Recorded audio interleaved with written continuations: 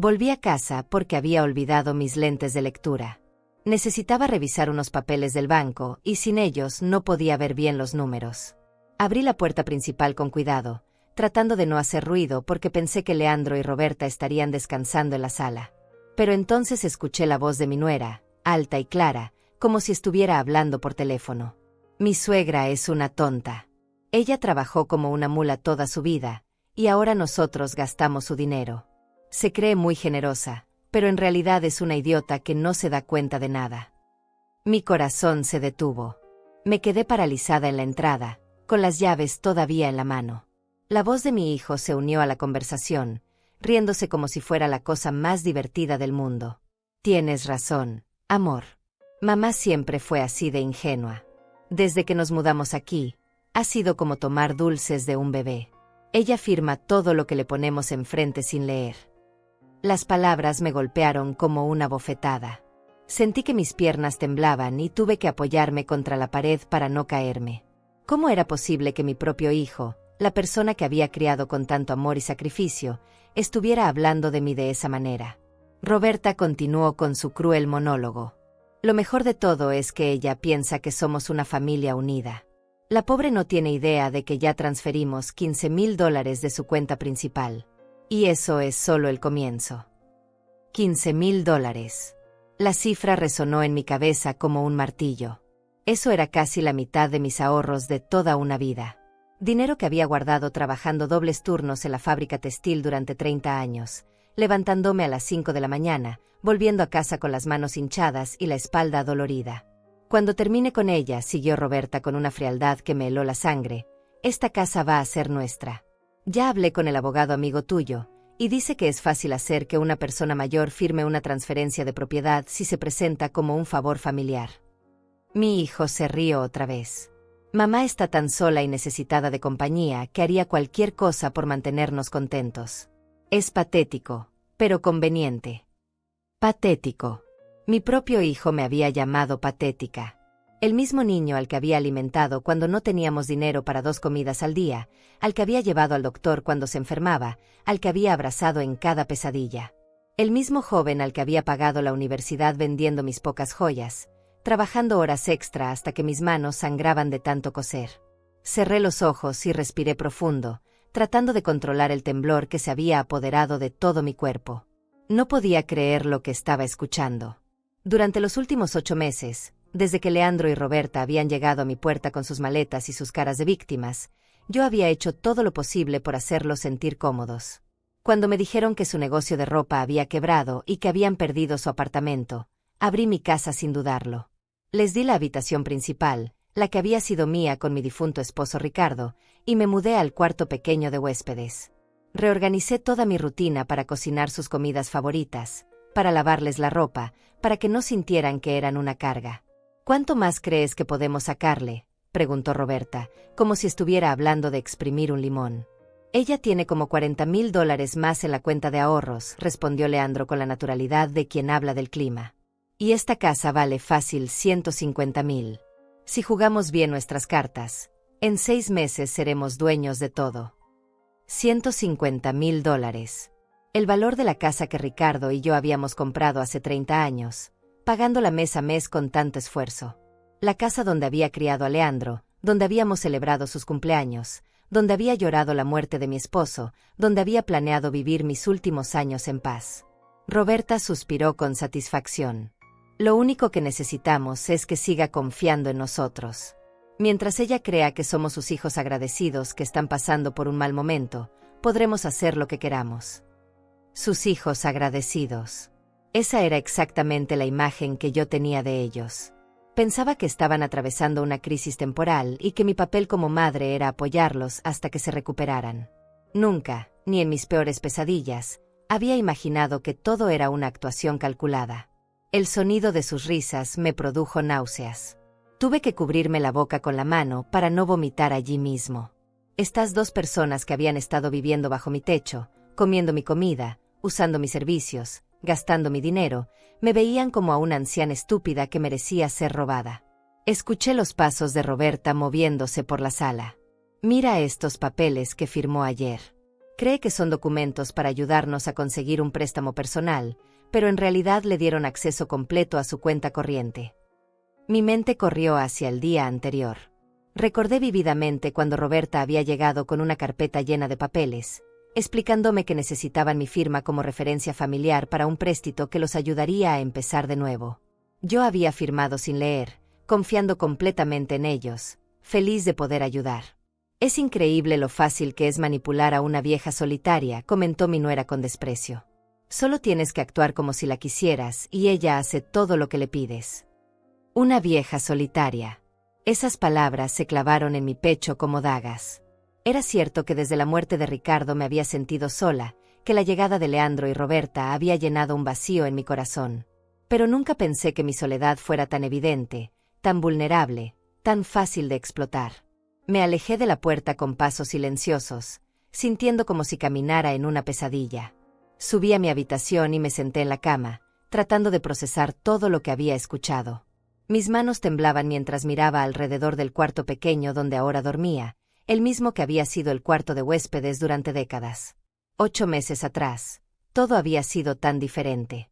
Recuerdo perfectamente ese día de marzo, cuando sonó el timbre a las 7 de la noche.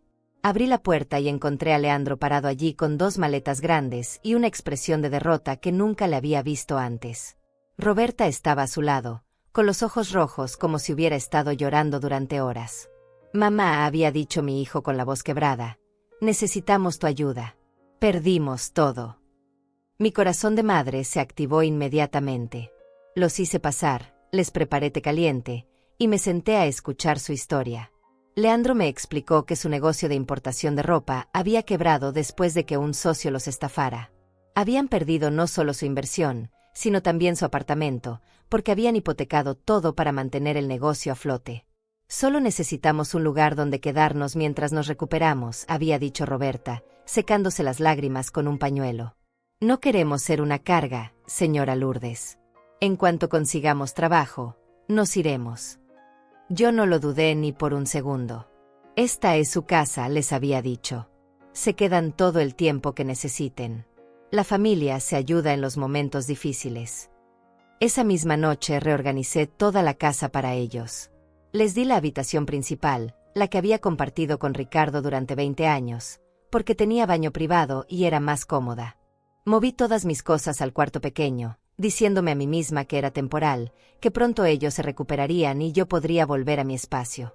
Durante las primeras semanas, realmente parecían agradecidos. Leandro salía todos los días supuestamente buscando trabajo, mientras Roberta me ayudaba con algunas tareas domésticas. Cenábamos juntos, veíamos televisión en las noches, y por primera vez desde la muerte de Ricardo, me sentía acompañada. «Eres un ángel, suegra», me decía Roberta frecuentemente. «No sé qué habríamos hecho sin ti. Prometo que te compensaremos por toda tu generosidad». Yo me sentía útil otra vez, necesaria.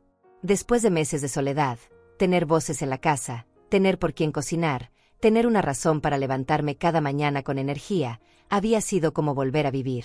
Incluso había empezado a pensar que tal vez su presencia permanente no sería tan mala idea. Pero gradualmente, las cosas comenzaron a cambiar. Leandro dejó de salir a buscar trabajo tan frecuentemente. Roberta empezó a quejarse de pequeñas cosas, que la comida estaba muy salada, que la casa era demasiado fría, que los vecinos hacían mucho ruido. Sus expresiones de gratitud se volvieron menos frecuentes y más superficiales. Para el 5.º mes, ya habían establecido una rutina completamente diferente. Dormían hasta tarde, pedían desayuno en la cama, salían por las tardes sin decir a dónde iban, y regresaban en la noche esperando que la cena estuviera lista. Yo había asumido completamente el papel de sirvienta en mi propia casa. Cuando les preguntaba sobre sus planes de trabajo o de mudanza, siempre tenían excusas elaboradas. «Estoy esperando una respuesta de una entrevista importante», decía Leandro. «O el mercado está muy difícil ahora, mamá, pero pronto las cosas van a mejorar». Yo les creía porque quería creerles. Porque la alternativa era admitir que mi hijo me estaba mintiendo, y eso era demasiado doloroso para considerarlo seriamente. Además, habían empezado a pedirme pequeños favores financieros. Primero fueron $20 para gasolina, luego 50 para medicinas que supuestamente necesitaba Roberta, después 100 para una entrevista de trabajo en otra ciudad. Cada petición venía acompañada de una explicación convincente y una promesa de devolución inmediata. Es solo hasta que cobre mi primer sueldo, me aseguraba Leandro cada vez. Ya sabes que siempre te he pagado todo lo que me has prestado. Y era cierto. Durante su juventud, cuando le prestaba dinero para sus estudios o sus gastos personales, siempre me había devuelto hasta el último centavo. Esa confianza construida a lo largo de los años fue lo que estos meses había estado explotando sin que yo me diera cuenta. También habían comenzado a involucrarme en sus supuestos planes de recuperación económica. Roberta me había explicado que tenían la oportunidad de abrir una pequeña tienda de ropa, pero necesitaban un aval financiero. Solo tu firma, me había dicho con una sonrisa dulce. No tienes que poner dinero, solo necesitamos que el banco vea que tenemos respaldo familiar. Yo había firmado todos los papeles que me pusieron enfrente, orgullosa de poder contribuir a su futuro. Nunca se me ocurrió leer la letra pequeña o pedir una copia para mis archivos. Confiaba en ellos como había confiado en mi propio esposo durante 30 años de matrimonio. Ahora, sentada en mi pequeña habitación con el corazón destrozado, me daba cuenta de que había sido una ingenua terrible. Cada firma, cada favor, cada acto de generosidad había sido cuidadosamente calculado por ellos. No era coincidencia que hubieran llegado a mi puerta justo cuando yo más necesitaba compañía. Recordé una conversación que había tenido con mi amiga Carmen hacía unas semanas. Ella había comentado, con la delicadeza de una amistad de décadas, que Leandro y Roberta parecían estar muy cómodos en mi casa, tal vez demasiado cómodos. Lourdes, me había dicho mientras tomábamos café en su cocina, ¿no crees que ya es hora de que ellos busquen su propio lugar? Han tenido tiempo suficiente para organizarse. Yo había defendido a mi hijo con vehemencia. Carmen, están pasando por una situación muy difícil. No puedo echarlos a la calle. Soy su madre. Nadie dice que los eches, había respondido Carmen suavemente. Pero tal vez podrías establecer un plazo, una fecha límite para que se independicen. Es por su propio bien también. En ese momento había pensado que Carmen estaba siendo dura y poco comprensiva. Ahora me daba cuenta de que mi amiga había visto lo que yo me había negado a ver, que mi generosidad estaba siendo abusada, que mi amor maternal estaba siendo manipulado, que mi soledad me había hecho vulnerable a una explotación sistemática. Los días siguientes fueron los más difíciles de mi vida. Tenía que actuar con normalidad, sonreír cuando ellos entraban a la cocina, cocinar sus comidas favoritas, mientras por dentro me consumía una mezcla de dolor y rabia que jamás había experimentado. Cada vez que Roberta me decía buenos días, suegra, con esa sonrisa falsa, yo tenía que contenerme para no gritarle todo lo que había escuchado. Pero también comencé a observar. Durante todos estos meses había estado tan concentrada en hacerlos sentir cómodos que no había prestado atención a los detalles. Ahora, cada gesto, cada palabra, cada movimiento tenía un significado completamente diferente. Me di cuenta de que Roberta revisaba mi correo antes de que yo llegara a verlo. La había sorprendido varias veces organizando las cartas en la mesa de la entrada, pero siempre tenía una excusa lista. Solo estaba ordenando un poco, suegra. Sabes que me gusta mantener todo limpio. También noté que habían estado usando mi teléfono fijo para hacer llamadas largas cuando pensaban que yo no estaba en casa. Cuando revisé la factura del mes anterior, encontré números que no reconocía, llamadas de más de una hora a ciudades donde yo no conocía a nadie. Pero lo que más me alarmó fue descubrir que tenían copias de mis llaves. Un día, mientras limpiaba su habitación, encontré un juego completo de llaves idénticas a las mías escondido en el cajón de la mesita de noche de Roberta. Cuando les pregunté al respecto esa noche durante la cena, Leandro me explicó que las habían hecho por seguridad. ¿Qué pasa si tú te sientes mal y necesitamos entrar rápido?, había dicho con una expresión de preocupación tan convincente que casi me hizo sentir mal por preguntar. O si nosotros llegamos tarde y no queremos despertarte. Es solo por conveniencia mutua, mamá. Ahora entendía el verdadero propósito de esas llaves.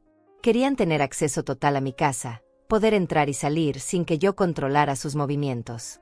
Querían sentirse como los dueños, no como los huéspedes. El comportamiento de Leandro también había cambiado de maneras que antes había justificado, pero ahora veía con claridad. Ya no me preguntaba sobre mi día, no se interesaba por mi salud, no recordaba fechas importantes como el aniversario de la muerte de su padre. Toda su atención estaba centrada en mantenerme contenta lo suficiente para que siguiera siendo generosa, pero no más que eso. Durante estas observaciones, también comencé a notar discrepancias en mis finanzas que antes había ignorado. Mi cuenta corriente siempre parecía tener menos dinero del que yo calculaba. Inicialmente había asumido que era mi memoria, que tal vez había olvidado algún gasto o algún retiro. Pero ahora sospechaba que había una explicación mucho más siniestra. Decidí revisar mis estados de cuenta bancarios de los últimos meses, algo que normalmente hacía de manera superficial. Lo que descubrí me dejó sin aliento. Había transferencias que yo no recordaba haber autorizado, retiros en efectivo por cantidades que jamás habría sacado de una sola vez, y pagos automáticos a empresas que no conocía. La transferencia más grande había sido de $3,000 a una cuenta que aparecía bajo el nombre L. Pérez. Mi propio hijo había estado robándome sistemáticamente, usando mi confianza y probablemente alguna de esas firmas que yo había dado sin leer cuidadosamente. Pero había algo más perturbador todavía. Encontré un movimiento recurrente de $200 mensuales hacia una tarjeta de crédito que nunca había solicitado.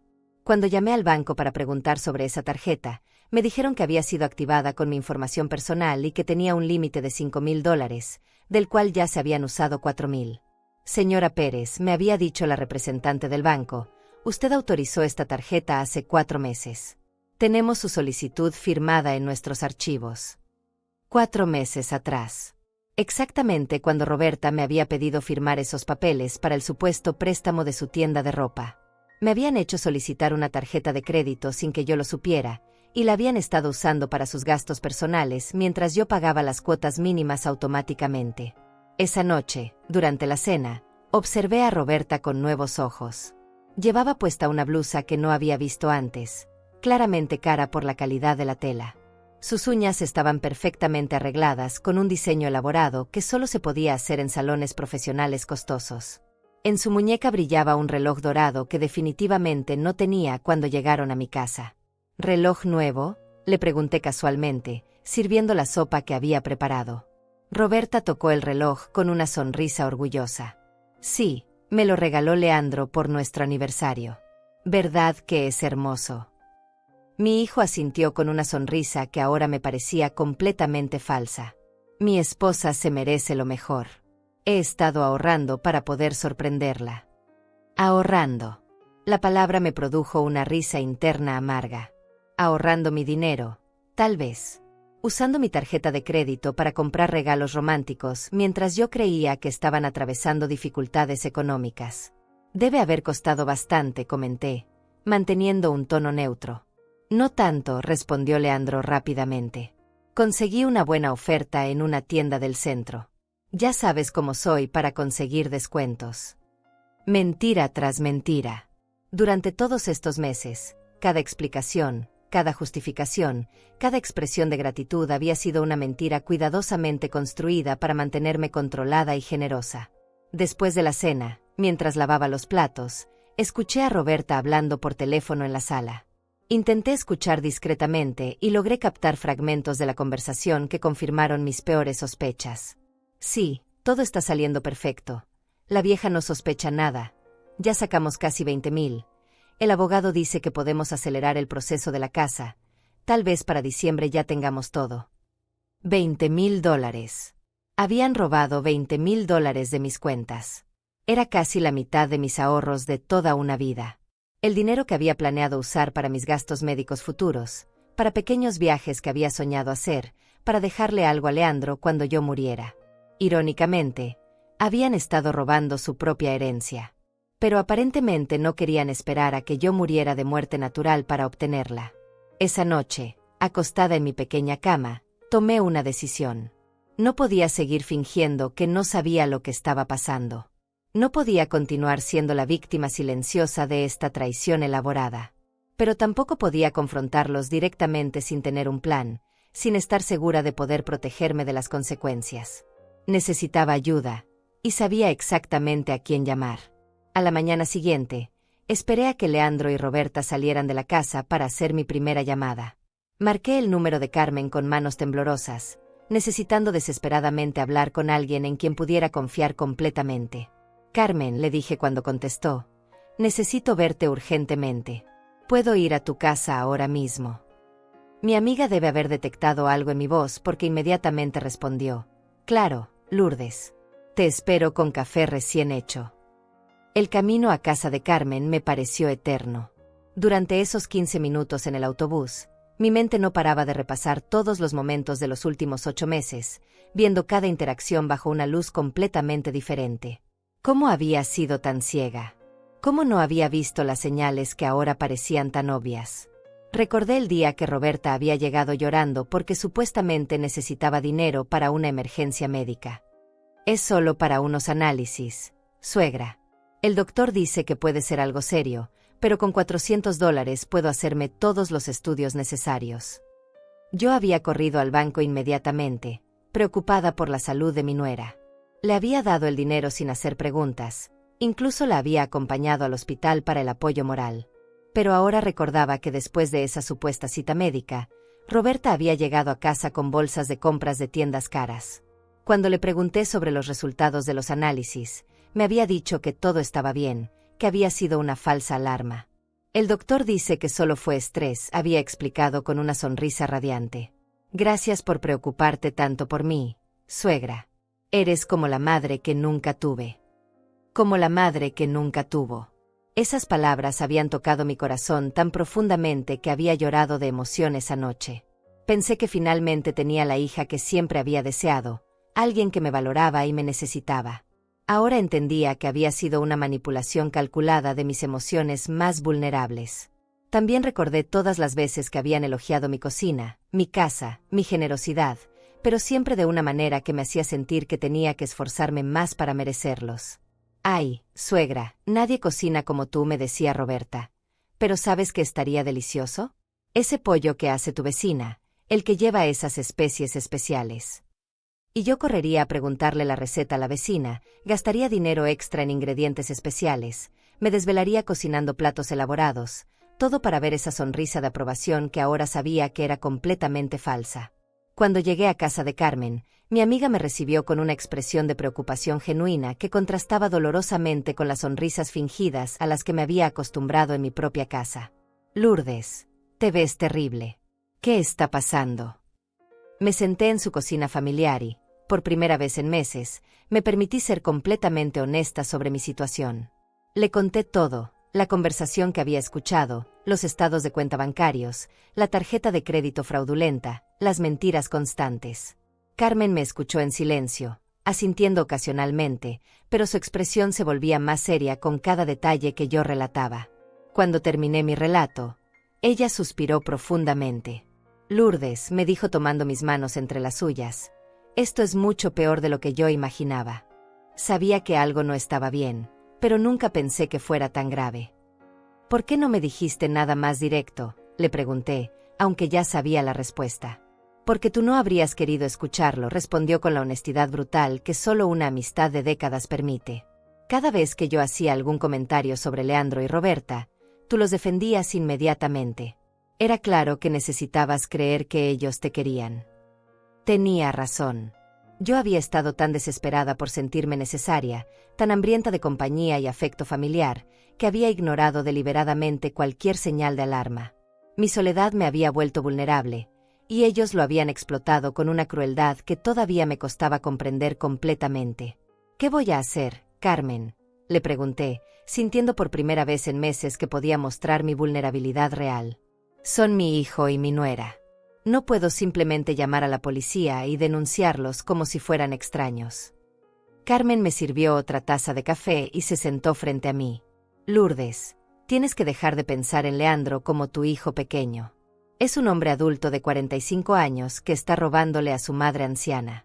Eso no es una travesura juvenil, es un crimen. Sus palabras me golpearon como agua fría. Tenía razón, pero mi corazón de madre se resistía a aceptar esa realidad. Durante 45 años, mi instinto había sido proteger a Leandro, justificar sus errores, buscar explicaciones que le exoneraran de responsabilidad. Pero ¿y si estoy equivocada?, murmuré. ¿Y si hay una explicación que no estoy viendo? ¿Y si realmente están planeando devolverme el dinero? Carmen me miró con una mezcla de compasión y exasperación. Lourdes, tú misma escuchaste a Roberta llamarte tonta, y burlarse de tu generosidad. Viste los estados de cuenta. Encontraste la tarjeta de crédito fraudulenta. ¿Qué más necesitas para convencerte? Sabía que tenía razón, pero reconocer completamente la traición de mi hijo significaba aceptar que había fracasado como madre de alguna manera fundamental. Significaba admitir que el niño que había criado con tanto amor se había convertido en un hombre capaz de robarle a su propia madre sin remordimiento. Tal vez si hablo con él directamente, sugerí débilmente. Si le explico que sé lo que está pasando, tal vez se arrepienta y podamos solucionarlo en familia. Carmen negó con la cabeza firmemente. Lourdes, si los confrontas ahora, sin tener un plan de protección, pueden acelerar sus planes. Pueden llevarse todo lo que puedan y desaparecer, o peor, pueden volverse agresivos. La posibilidad de que mi propio hijo pudiera volverse agresivo conmigo era algo que jamás había considerado. Pero recordé la frialdad en su voz cuando hablaba de mí con Roberta, la manera calculada en que habían planeado robarme, y me di cuenta de que tal vez ya no conocía realmente a la persona en la que se había convertido. Entonces, ¿qué me recomiendas?, le pregunté, sintiendo que mi mundo se desmoronaba, pero también experimentando por primera vez en meses una extraña sensación de alivio por poder compartir esta carga. Primero, dijo Carmen con determinación, necesitas reunir todas las pruebas posibles. Documentos bancarios, grabaciones si puedes conseguirlas, cualquier cosa que demuestre lo que han estado haciendo. Segundo, necesitas ayuda legal. Yo conozco a un abogado que maneja este tipo de casos. La idea de involucrar a un abogado me aterrorizaba, pero sabía que Carmen tenía razón. Esta situación había ido mucho más allá de lo que yo podía manejar sola, mucho más allá de lo que se podía resolver con conversaciones familiares. ¿Crees que hay manera de recuperar el dinero?, pregunté. Eso depende de muchas cosas, respondió Carmen honestamente. Pero lo más importante ahora es proteger lo que te queda y asegurarte de que no puedan seguir robándote. Pasamos el resto de la mañana elaborando un plan. Carmen me ayudaría a organizar todos mis documentos financieros, contactaría al abogado y me acompañaría a las citas necesarias. Por primera vez en meses, no me sentía completamente sola frente a esta situación. Cuando regresé a casa esa tarde, Leandro y Roberta estaban en la sala viendo televisión como si nada hubiera pasado. Roberta me saludó con su sonrisa habitual. Hola, suegra. ¿Cómo estuvo tu día con Carmen? La facilidad con la que mentía, la naturalidad con la que actuaba como si me quisiera, me produjo una combinación de náusea y admiración perversa por su talento para el engaño. Muy bien, respondí, forzando una sonrisa. Carmen siempre es buena compañía. Pero por dentro, ya no era la misma mujer que había salido de la casa esa mañana. Ya no era la víctima inconsciente de su manipulación. Ahora sabía exactamente lo que estaba enfrentando, y estaba comenzando a planear mi contraataque. Los siguientes días los dediqué a convertirme en detective de mi propia vida. Carmen me había dado el nombre de Raimundo Morales, un abogado especializado en casos de fraude familiar, y habíamos acordado reunirnos al final de la semana. Pero antes de esa cita, necesitaba reunir todas las pruebas posibles de lo que Leandro y Roberta habían estado haciendo. Comencé levantándome antes del amanecer para revisar mis documentos sin ser descubierta. En el silencio de las 5 de la mañana, extendía todos mis estados de cuenta bancarios sobre la mesa de la cocina y los analizaba línea por línea. Lo que descubrí superó mis peores temores. La estafa había comenzado apenas 2 semanas después de su llegada. La primera transferencia había sido modesta, solo $200, probablemente para probar si yo revisaría mis cuentas cuidadosamente. Como no dije nada, las cantidades fueron aumentando gradualmente. $300 aquí, 500 allá, hasta llegar a transferencias de $2,000 que se habían vuelto casi mensuales. En total, habían robado $27,000 de mis diferentes cuentas. $27,000 que representaban décadas de ahorro, de sacrificio, de levantarme a trabajar cuando mi cuerpo gritaba de cansancio, de negarme pequeños gustos para poder guardar algo para mi vejez. Pero había algo aún más perturbador. Encontré documentos que indicaban que habían intentado cambiar el beneficiario de mi seguro de vida. La solicitud había sido negada por el banco porque requería mi presencia física y una verificación de identidad, pero el hecho de que lo hubieran intentado me mostró hasta dónde estaban dispuestos a llegar. También descubrí que habían solicitado información sobre el valor de mi casa y sobre los procedimientos para transferir propiedades en casos de incapacidad mental del propietario. Los documentos estaban mezclados con papeles que yo había firmado, disfrazados entre formularios que creí que eran para sus propios trámites. Una mañana, mientras ellos dormían, me atreví a entrar silenciosamente a su habitación. Mi corazón latía tan fuerte que temía que me fuera a delatar, pero necesitaba buscar más evidencias. En el cajón de la mesita de noche de Roberta, además de las llaves que ya había visto, encontré una libreta con anotaciones que me helaron la sangre. LP, cuenta principal, 31,000 pesos disponibles, decía una entrada fechada la semana pasada. Casa estimada, 150,000 pesos. Seguro vida, 50,000 pesos. Cambiar beneficiario, pendiente. Plan, transferencia propiedad por incapacidad mental, consultar abogado Méndez. Había más anotaciones que detallaban mis rutinas diarias, mis amistades, incluso comentarios sobre mi salud. Se queja de dolores de cabeza frecuentes, posible argumento deterioro cognitivo, había escrito Roberta con una letra prolija y calculadora. Me di cuenta de que habían estado documentando meticulosamente mi vida, probablemente para construir un caso legal que me declarara mentalmente incompetente. Querían que un juez dictaminara que yo no podía manejar mis propias finanzas, otorgándoles control legal sobre todo mi patrimonio. El plan era diabólicamente inteligente. Si lograban demostrar que yo sufría de deterioro mental, podrían presentarse como los hijos preocupados que solo querían proteger a su madre anciana. Toda la estafa quedaría legalizada retroactivamente como medidas de protección necesarias. Fotografié cada página de esa libreta con mi teléfono celular, aunque mis manos temblaban tanto que tuve que tomar varias fotos de cada página para asegurarme de que fueran legibles. Luego volví a colocar todo exactamente donde lo había encontrado y salí de la habitación con el corazón palpitando. Esa tarde, mientras Leandro y Roberta estaban fuera, llamé al banco para reportar las transferencias no autorizadas. La conversación fue humillante y dolorosa. Tuve que admitir ante un extraño que mi propio hijo me había estado robando, que había firmado documentos sin leer, que había sido víctima de fraude familiar. Señora Pérez, me dijo el representante del banco con un tono que intentaba ser comprensivo pero que sonaba condescendiente, estos casos son más comunes de lo que usted piensa, especialmente cuando involucran familiares. Vamos a bloquear inmediatamente todas las transferencias automáticas y requeriremos su presencia física para cualquier transacción mayor a $100. También cancelé la tarjeta de crédito fraudulenta y inicié una disputa por todos los cargos que no había autorizado. El proceso iba a tomar semanas, pero al menos había detenido la sangría de mis finanzas. El viernes llegó finalmente la cita con el abogado Raimundo Morales. Carmen me acompañó a su oficina, ubicada en un edificio modesto pero respetable en el centro de la ciudad. Morales era un hombre de unos 55 años, con canas prematuras y una expresión seria pero amable que me inspiró confianza inmediata. Le presenté todas las evidencias que había reunido, los estados de cuenta bancarios, las fotografías de la libreta de Roberta, los documentos que había firmado sin leer, la información sobre el intento de cambiar el beneficiario de mi seguro de vida. Morales revisó cada documento meticulosamente, ocasionalmente haciendo preguntas específicas o tomando notas en un bloc legal. Su expresión se volvía más grave con cada pieza de evidencia que examinaba. Señora Pérez, me dijo finalmente, esto constituye fraude familiar en múltiples niveles. Tenemos falsificación de documentos, robo de identidad, apropiación indebida y conspiración para cometer fraude masivo. Este no es un simple caso de un hijo gastando dinero de su madre. Sus palabras, aunque esperadas, me golpearon con una realidad brutal. Mi hijo no era simplemente irresponsable o desesperado.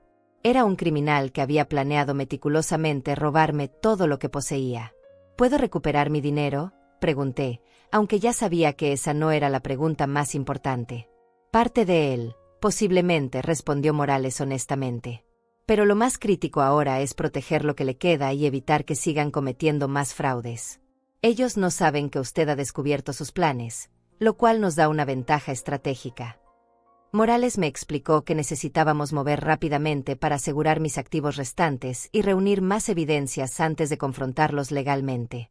Me recomendó instalar cámaras de seguridad ocultas en mi casa para documentar sus conversaciones, cambiar las cerraduras y transferir mis fondos restantes a una cuenta nueva que ellos no conocieran.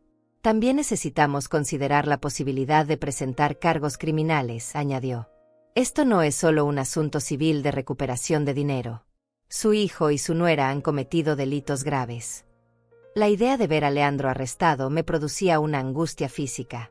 A pesar de todo lo que había descubierto, seguía siendo mi hijo, el bebé que había cargado en mis brazos, el niño que había consolado durante pesadillas, el joven del que me había sentido orgullosa cuando se graduó de la universidad.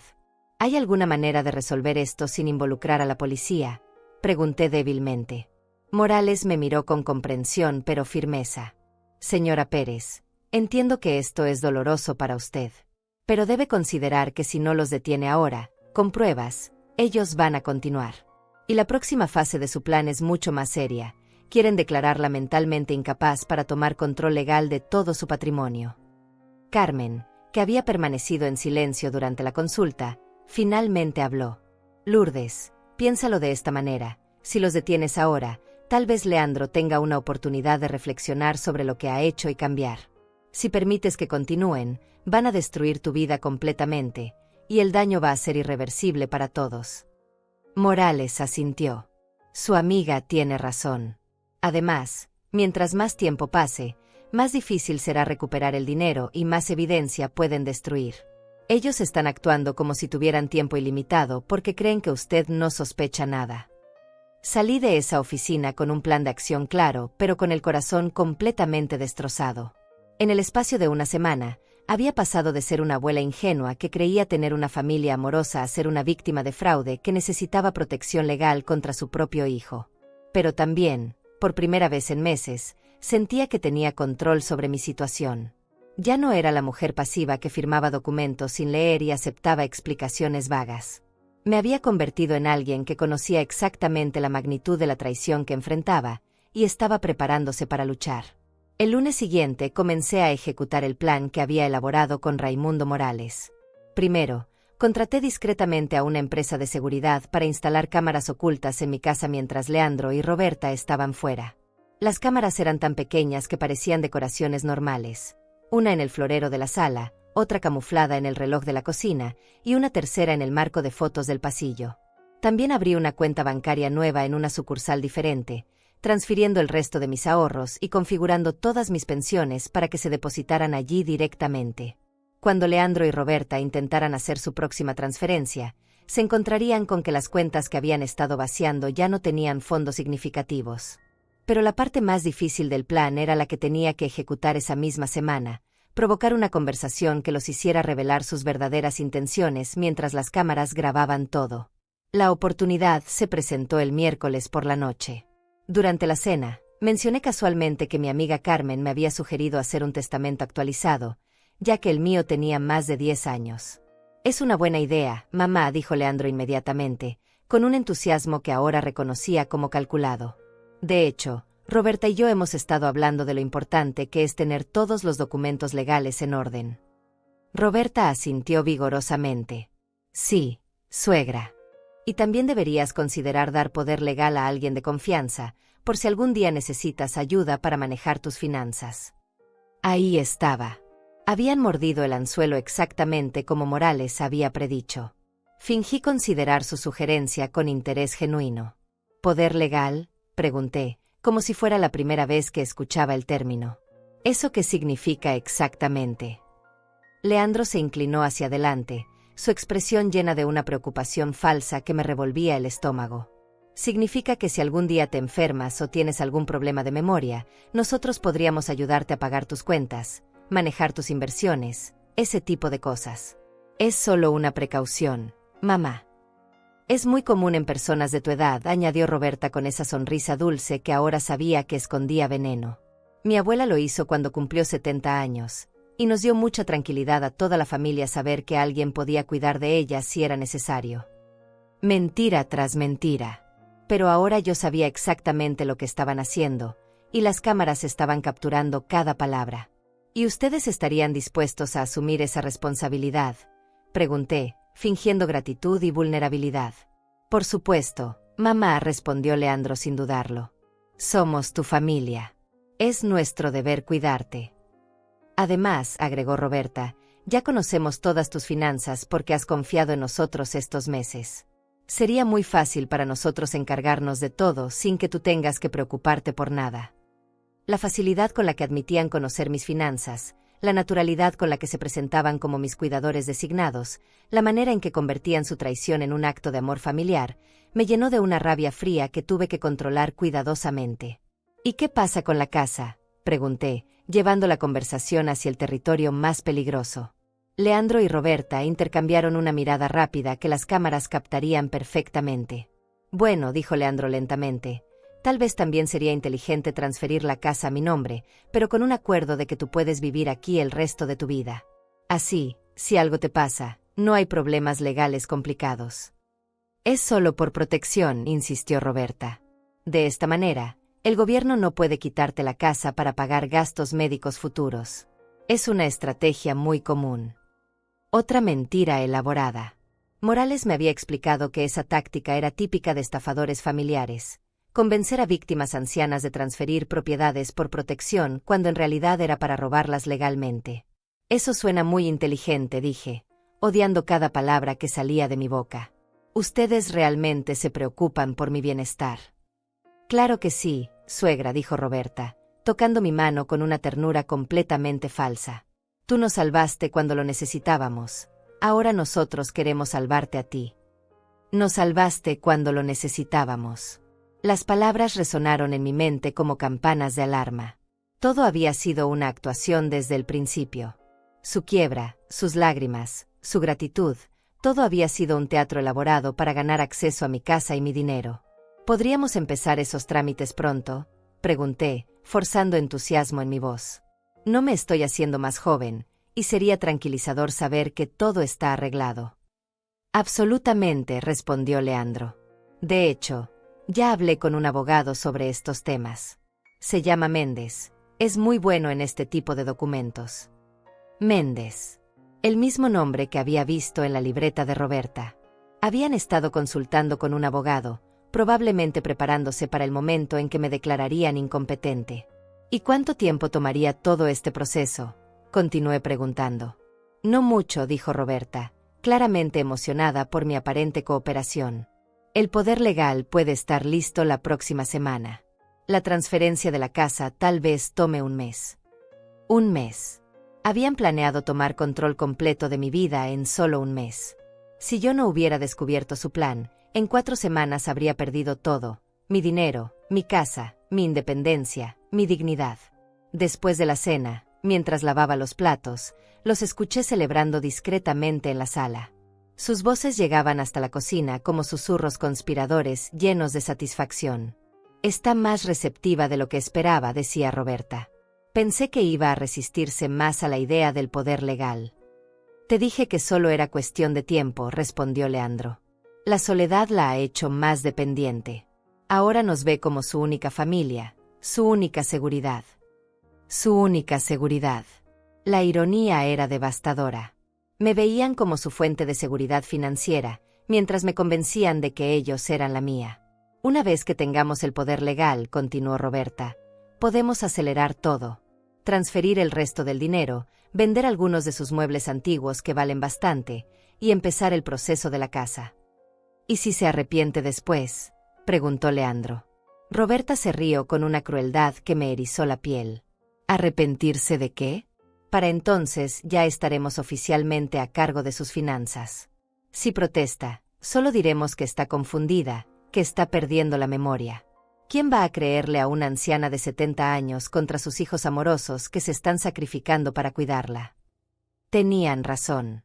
Su plan era brillante en su simplicidad maliciosa. Una vez que obtuvieran poder legal sobre mis finanzas, cualquier protesta de mi parte sería interpretada como confusión senil. Ellos serían los héroes que cuidaban a una madre anciana y obstinada. Además, añadió Leandro, no es como si la estuviéramos dejando en la calle. Puede seguir viviendo aquí, nosotros nos haremos cargo de todos sus gastos. Solo que ahora nosotros tendremos el control. El control. Esa era la palabra clave. No querían solo mi dinero, querían controlar completamente mi vida. Querían reducirme a una mascota en mi propia casa, dependiente de su generosidad para cada necesidad básica. Esa noche, acostada en mi pequeña cama, revisé las grabaciones de las cámaras en mi teléfono. La calidad era excelente, cada palabra, cada expresión, cada gesto manipulador había quedado perfectamente documentado. Al día siguiente llamé a Morales para informarle que habíamos obtenido las confesiones que necesitábamos. Él escuchó las grabaciones y confirmó que teníamos evidencia más que suficiente para presentar cargos criminales y obtener órdenes de restricción. Señora Pérez, me dijo con satisfacción profesional, estas grabaciones son devastadoras. No solo admiten el fraude que ya habían cometido, sino que también revelan su intención de continuar. Esto va a fortalecer enormemente nuestro caso. El plan final estaba listo. El viernes, mientras Leandro y Roberta salieran a su cita con el abogado Méndez para preparar los documentos fraudulentos, yo ejecutaría el golpe final. Cambiaría las cerraduras, llamaría a la policía, y cuando regresaran a casa, se encontrarían con que su víctima ya no era una anciana ingenua, sino una mujer que había recuperado completamente su poder. Por primera vez en 8 meses, me dormí esa noche sintiendo que controlaba mi propio destino. El jueves por la mañana, mientras Leandro y Roberta desayunaban, recibí una llamada que cambiaría completamente mi perspectiva sobre la magnitud de su traición. Era una mujer llamada Alma Bravo, quien se identificó como trabajadora social del hospital municipal. Señora Pérez, me dijo con voz cautelosa, necesito hablar con usted sobre su nuera, Roberta Muñiz. Hemos recibido información que sugiere que usted podría estar en una situación similar a la que vivió la familia Torres el año pasado. El apellido Torres me sonó familiar, pero no pude ubicarlo inmediatamente. Le pedí a Alma que me explicara de qué se trataba, fingiendo normalidad mientras Leandro y Roberta me observaban desde la mesa del desayuno con curiosidad fingida. Preferiría no hablar de esto por teléfono, respondió Alma. ¿Podríamos reunirnos en algún lugar privado esta mañana? Es bastante urgente. Acordé encontrarla en el parque municipal dentro de 1 hora, diciéndole a Leandro y Roberta que tenía una cita médica de rutina. Por la manera en que intercambiaron miradas cuando mencioné el hospital, supe que estaban calculando si esta cita podría interferir con sus planes. ¿Quieres que te acompañe, mamá?, ofreció Leandro con esa solicitud falsa que ahora reconocía inmediatamente. No es necesario, hijo. Solo es un chequeo simple. Regreso antes del almuerzo. 1 hora después, me senté en una banca del parque frente a Alma Bravo, una mujer de unos 40 años con una expresión seria y documentos en una carpeta manila. Señora Pérez, comenzó directamente. Tengo que contarle sobre la familia Torres. El año pasado, Roberta Muñiz se casó con Samuel Torres, un hombre de 52 años cuya madre, Florencia Torres, tenía 73 años. Mi corazón comenzó a latir más rápido. ¿Se casó? Pero Roberta está casada con mi hijo Leandro. Alma abrió su carpeta y me mostró una copia de un certificado de matrimonio fechado 15 meses atrás. Según nuestros registros, Roberta Muñiz contrajo matrimonio legal con Samuel Torres en febrero del año pasado. Su matrimonio con su hijo no tiene validez legal. La revelación me golpeó como un rayo. Roberta no era realmente mi nuera. Su relación con Leandro era una farsa, parte de una estafa aún más elaborada de lo que había imaginado. ¿Qué pasó con la familia Torres?, pregunté, aunque ya temía la respuesta. Alma suspiró profundamente. Samuel y Roberta se mudaron con Florencia Torres después de que supuestamente perdieron su casa en una inundación. Durante 8 meses, vaciaron sistemáticamente las cuentas bancarias de la señora Torres. Cuando ella finalmente se dio cuenta y trató de confrontarlos, ellos la internaron en un hogar de ancianos alegando que sufría de demencia. 8 meses. El mismo periodo que Leandro y Roberta habían estado en mi casa. Era su modus operandi perfeccionado. Roberta convenció a Samuel de que su madre se estaba volviendo peligrosa para sí misma, continuó Alma. Presentaron documentos médicos falsificados, testigos pagados, y lograron que un juez la declarara incompetente. La señora Torres perdió su casa, sus ahorros, todo. ¿Y dónde está ella ahora?, pregunté, sintiendo náuseas. Murió en el hogar de ancianos 3 meses después de ser internada. Oficialmente de causas naturales, pero... Alma hizo una pausa significativa. Los hogares donde la internaron tenía un historial cuestionable. Medicaban excesivamente a los pacientes para mantenerlos dóciles. La implicación era clara y aterradora. Habían matado a Florencia Torres tan seguramente como si le hubieran puesto veneno en la comida. ¿Por qué no fueron arrestados?, pregunté. Técnicamente, todo lo que hicieron era legal, explicó Alma con amargura. Habían obtenido poder legal sobre las finanzas de la señora Torres, Habían conseguido que un médico diagnosticara demencia, tenían autorización judicial para la internación. El sistema legal los protegió porque aparentaban ser familiares preocupados. ¿Cómo descubrieron la verdad? Samuel Torres vino a nosotros hace 2 meses, después de que Roberta lo abandonó y se llevó todo el dinero que habían robado. Aparentemente, ella le había dicho que iban a vivir como reyes con la herencia de su madre, pero una vez que liquidó todos los activos, desapareció con todo. Las piezas del rompecabezas comenzaron a encajar de manera horrible. Samuel Torres había sido tan víctima como su madre. Roberta había usado su dolor por la pérdida de su hogar para manipularlo hacia el asesinato financiero de su propia madre. ¿Y Samuel qué hizo entonces?, pregunté. Está en terapia psicológica intensiva. La culpa de lo que le hizo a su madre lo está destruyendo. Nos contactó porque quería asegurarse de que Roberta no pudiera hacerle lo mismo a otra familia. Ahora entendía por qué habían llegado a mi puerta con esa historia elaborada sobre la quiebra de su negocio. Roberta había necesitado una nueva identidad, una nueva víctima, y había reclutado a mi hijo como su cómplice, prometiéndole probablemente una parte de las ganancias. Señora Pérez, continuó Alma, según nuestras investigaciones, Roberta ha hecho esto al menos otras 3 veces en diferentes ciudades. Siempre busca mujeres mayores viudas con propiedades y ahorros, siempre usa el mismo patrón de 8 meses, siempre termina con la víctima muerta o institucionalizada. 3 veces. Roberta era una asesina serial financiera, y yo era su próximo objetivo programado para morir. ¿Mi hijo sabe esto?, pregunté, aunque ya sospechaba la respuesta. Alma me mostró fotografías de Leandro y Roberta en bancos, en oficinas legales, en restaurantes caros. Estas fotos fueron tomadas por Samuel Torres antes de darse cuenta de lo que estaba pasando. Su hijo ha estado involucrado desde el principio. De hecho, parece ser que él fue quien la ayudó a localizar su casa y estudiar sus rutinas antes de que aparecieran en su puerta. La traición era aún más profunda de lo que había imaginado. Leandro no había sido seducido gradualmente hacia la estafa, había sido un arquitecto activo desde el primer día. Mi propio hijo había estado estudiándome, evaluando mis debilidades, planeando mi destrucción financiera y posiblemente mi muerte. Hay algo más, añadió Alma, sacando otro documento de su carpeta. Encontramos evidencia de que Roberta y su hijo han estado administrándole pequeñas dosis de un sedante suave en su comida.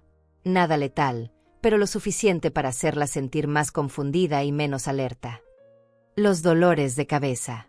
La fatiga inexplicable que había estado sintiendo los últimos meses, la dificultad ocasional para concentrarme que había atribuido a mi edad. Habían estado envenenándome lentamente, preparando el terreno para declararme incompetente. ¿Cómo puedo probar eso?, pregunté. Un análisis de sangre mostraría restos del sedante, respondió Alma. Pero más importante ahora es su seguridad inmediata. Si ellos sospechan que usted sabe algo, podrían acelerar sus planes drásticamente. Le conté a Alma sobre mi propio descubrimiento de la estafa, sobre las grabaciones que había obtenido, sobre mi plan para confrontarlos al día siguiente con la ayuda de la policía. Alma negó con la cabeza vigorosamente. Señora Pérez, no puede esperar hasta mañana. Basándome en el patrón de Roberta, cuando una víctima empieza a resistirse o a hacer preguntas, ella acelera todo hacia la fase final. La señora Torres murió 3 días después de empezar a cuestionar sus finanzas. El peligro era más inmediato de lo que había creído. Ya no se trataba solo de recuperar mi dinero o proteger mi casa. Se trataba de salvar mi vida. ¿Qué me recomienda?, pregunté, sintiendo pánico real por primera vez. Necesita salir de su casa hoy mismo. Ahora. Váyase a casa de su amiga Carmen, llame a la policía desde allí, y no regrese sola bajo ninguna circunstancia. Alma tenía razón. Cada minuto que pasara en esa casa con ellos era un minuto más cerca de convertirme en la próxima Florencia Torres. Hay una cosa más que debe saber, agregó Alma, mostrándome una última fotografía. Esta es Rosa Martínez, de 68 años. Fue la tercera víctima de Roberta, hace 2 años en otra ciudad. La fotografía mostraba a una mujer sonriente en lo que parecía ser una fiesta familiar. Pero lo que me heló la sangre fue ver a mi hijo Leandro en el fondo de la fotografía, abrazando a Rosa Martínez como si fuera su hijo. Su hijo ha estado trabajando con Roberta por al menos 3 años, concluyó Alma. Usted no es su primera víctima, señora Pérez. Es solo la más reciente en una serie de asesinatos financieros. Mi mundo se desplomó completamente. El hijo que había criado no era solo un ladrón oportunista. Era un asesino serial que había matado a múltiples ancianas por dinero, y ahora había venido por su propia madre. Salí del parque con las piernas temblorosas y el corazón latiendo como un tambor de guerra. Alma me había dado su tarjeta y me había hecho prometer que la llamaría en cuanto estuviera en un lugar seguro. También me había entregado copias de todos los documentos sobre las víctimas anteriores de Roberta, evidencia que fortalecería enormemente el caso criminal. Durante el viaje en autobús de regreso a casa, mi mente trabajaba a velocidad vertiginosa. Ya no podía esperar hasta el viernes como habíamos planeado originalmente. Tenía que actuar inmediatamente, pero necesitaba ser extremadamente cuidadosa. Si Leandro y Roberta sospechaban que yo sabía la verdad completa, podrían volverse desesperados y peligrosos. Cuando llegué a casa, los encontré en la sala viendo televisión con una tranquilidad que ahora me parecía siniestra. Roberta me saludó con esa sonrisa que había perfeccionado a través de múltiples asesinatos. ¿Cómo fue tu cita médica, suegra? Todo bien, respondí, forzando normalidad en mi voz. Solo análisis de rutina. Los resultados estarán listos la próxima semana. Intercambiaron una mirada que ahora interpretaba correctamente. Estaban calculando si esos análisis de sangre podrían revelar los sedantes que me habían estado administrando. Me voy a recostar un rato, anuncié. Me siento un poco cansada. Por supuesto, mamá, dijo Leandro con solicitud falsa. ¿Quieres que te prepare un té para que descanses mejor? Un té. Probablemente con una dosis extra de sedante para asegurarme un sueño profundo mientras ellos aceleraban sus planes finales. No, gracias, hijo. Solo necesito silencio. En mi habitación, cerré la puerta e inmediatamente llamé a Carmen desde mi teléfono celular. Carmen, susurré urgentemente. Necesito que vengas por mí ahora mismo. Es una emergencia, pero no puedes llamar a la puerta ni hacer ruido. Parque en la esquina y mándame un mensaje de texto. Lourdes, ¿qué está pasando? Te explico todo cuando llegues. Solo ven, por favor. Mi vida está en peligro real. Después llamé a Raimundo Morales y le expliqué brevemente la nueva información que había recibido de Alma Bravo. Señora Pérez, me dijo con urgencia, necesita salir de esa casa inmediatamente. Yo voy a contactar a la policía ahora mismo y coordinar para que la arresten esta tarde. Pero no necesitan que yo esté presente para declarar. Tenemos grabaciones de sus confesiones, evidencia documental del fraude, y ahora información sobre víctimas anteriores. Es suficiente para órdenes de arresto inmediatas. Su seguridad es más importante que cualquier procedimiento. Mientras esperaba a Carmen, empaqué discretamente una pequeña maleta con lo esencial: medicamentos, documentos importantes, algo de ropa. También tomé las joyas que tenía guardadas, los pocos objetos de valor sentimental que me quedaban, y todo el dinero en efectivo que tenía escondido para emergencias. Escuché a Leandro y Roberta conversando en voz baja en la sala. Sus tonos eran diferentes ahora, más urgentes, más preocupados.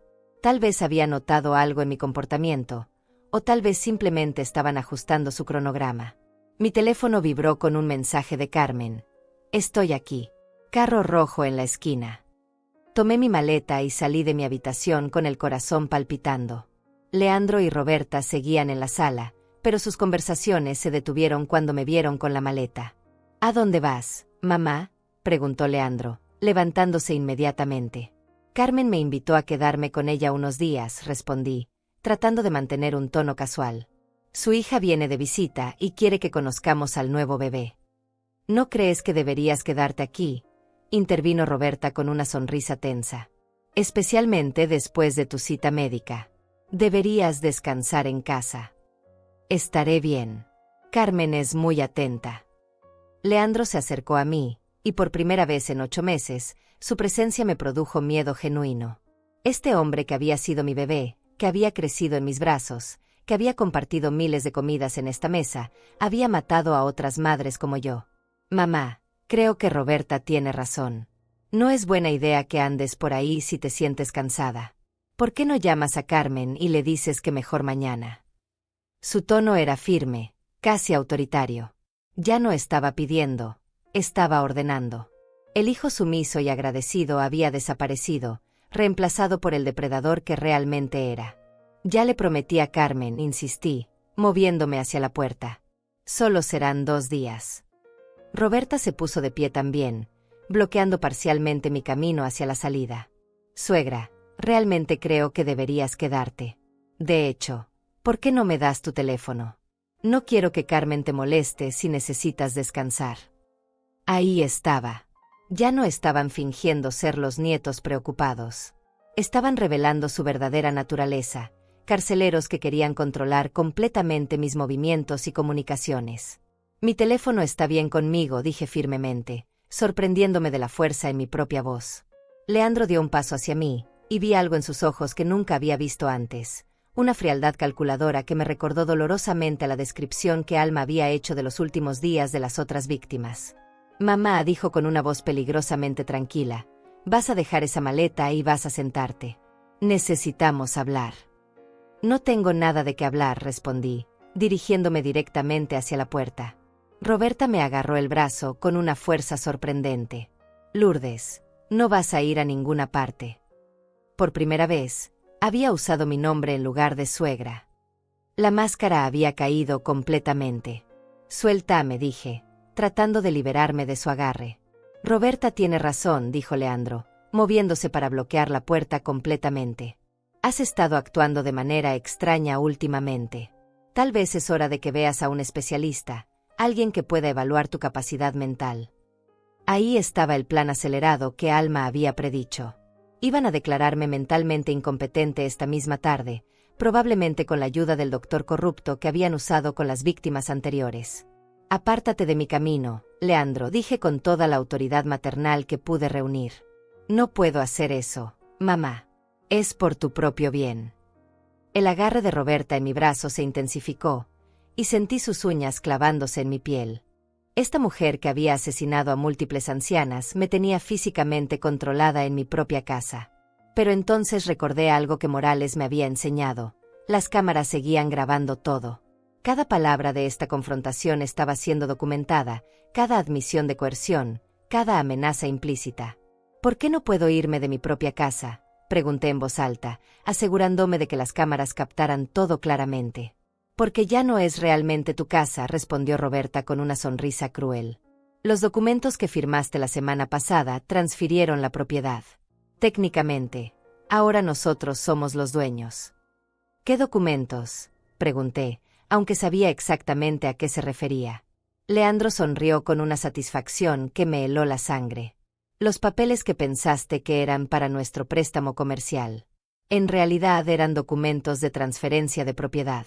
Gracias, mamá. Nos acabas de regalar una casa de $150,000.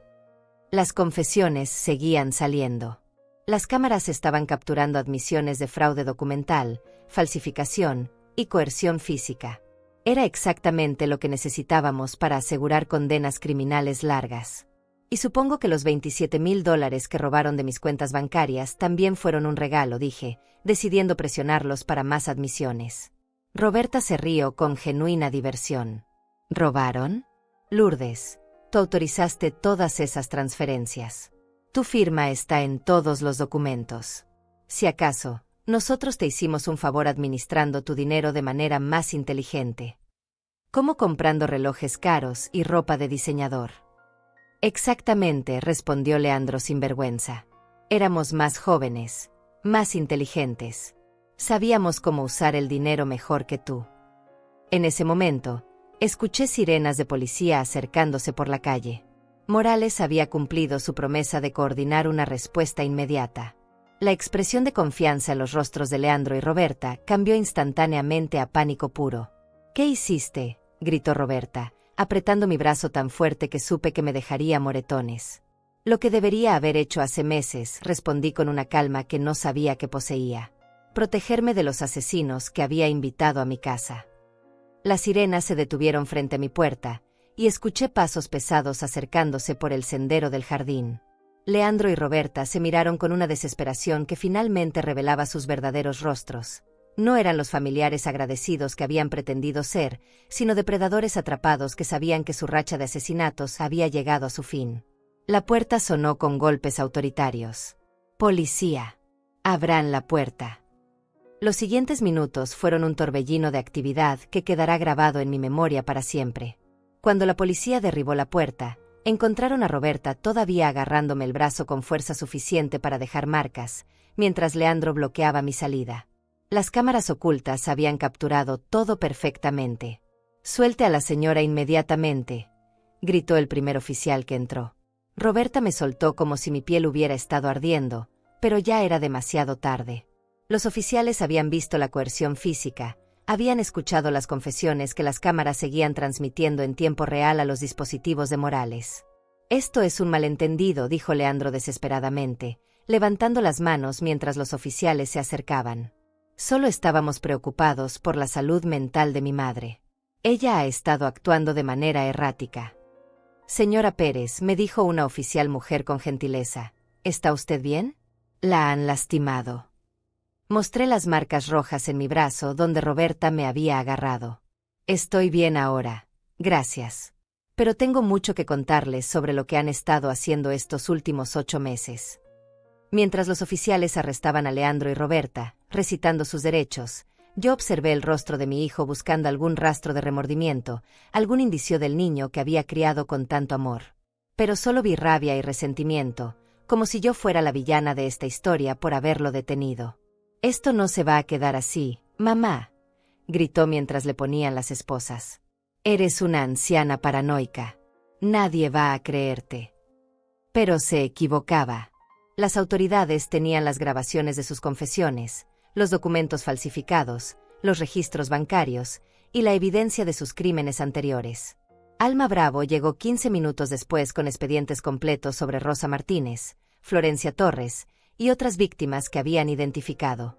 Carmen también llegó, corriendo desde su carro cuando vio las patrullas. Me abrazó con lágrimas en los ojos mientras veíamos cómo se llevaban a Leandro y Roberta en vehículos policiales separados. «Lourdes, no puedo creer que hayas pasado por esto sola», me dijo, sosteniendo mi mano temblorosa.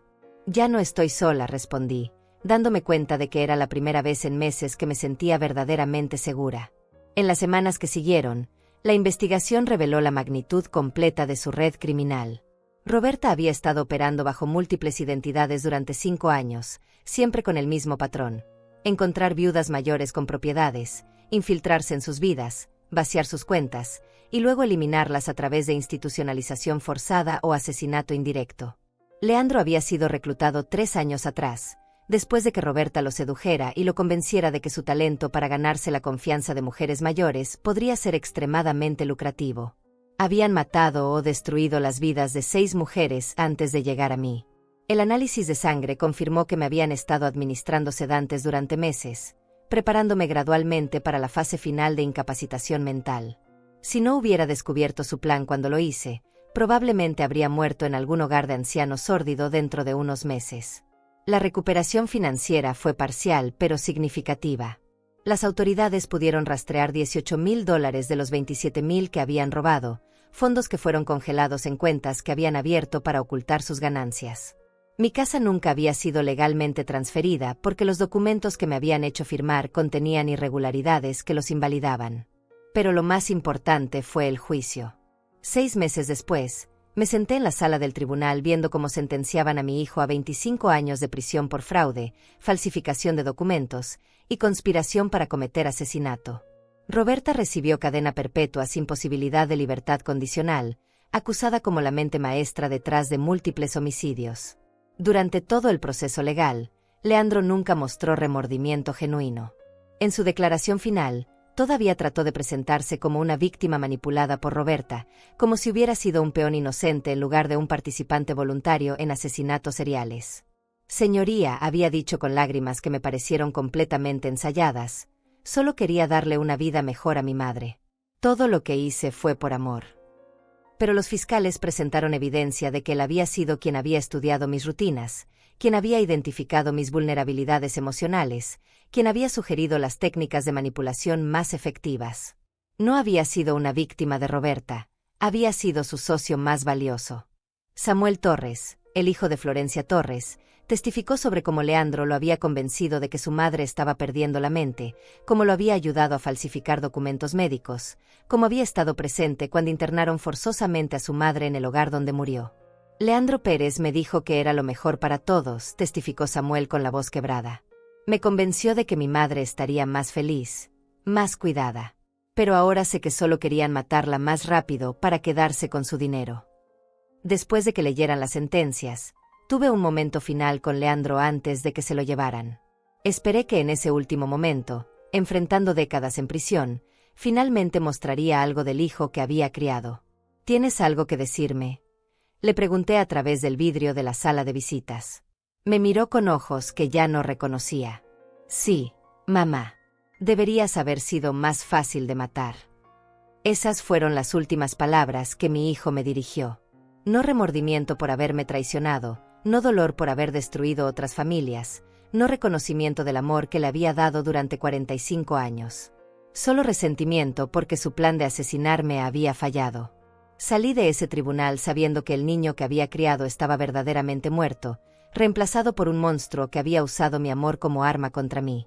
Pero también salí con algo que no había tenido en mucho tiempo, completa claridad sobre quién era yo realmente. No era la anciana tonta y solitaria que ellos habían visto. Era una mujer de 70 años que había trabajado toda su vida, que había criado a un hijo con sacrificio y dedicación, que había amado profundamente y dado generosamente. Su traición no definía mi valor como persona o como madre. Había hecho todo lo que una madre podía hacer.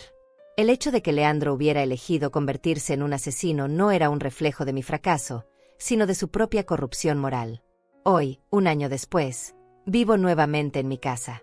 Carmen viene a visitarme regularmente, y hemos desarrollado una rutina de viajes pequeños y actividades que llenan mis días con propósito y alegría genuina. También me he convertido en voluntaria con Alma Bravo, ayudando a identificar y proteger a otros ancianos que pueden estar siendo victimizados por sus propias familias. Mis ahorros se han recuperado parcialmente, mi salud ha mejorado significativamente desde que dejaron de drogarme, y más importante, he recuperado mi sentido de autoestima e independencia. Ya no soy la mujer desesperadamente sola que abrió su puerta a los estafadores hace más de un año. Algunas noches, cuando me siento en mi sala viendo televisión en la paz de mi propia casa, todavía siento una punzada de dolor por la pérdida del hijo que pensé que tenía. Pero ya no es un dolor que me paraliza o me define. He aprendido que el amor verdadero a veces significa establecer límites, protegerse a uno mismo, y reconocer cuando alguien ha elegido un camino que no puede seguir. He aprendido que la soledad temporal es infinitamente preferible a la compañía de personas que te ven como presa. Y he aprendido, más que nada, que a los 70 años todavía tengo la fuerza para luchar por mi propia vida, para defender mi dignidad, y para reconstruir mi futuro en mis propios términos. Hoy estoy sola. Pero por primera vez en años, estoy completamente en paz.